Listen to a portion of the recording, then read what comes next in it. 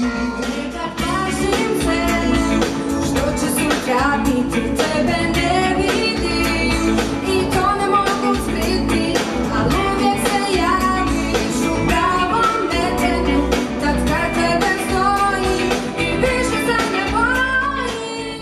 Volim tebe, kralju Bože moj, želim pričat o djelu tvojom. Sud ti ovaj oblikuješ kao lončar i upotrebljavaš ga za djela svoja.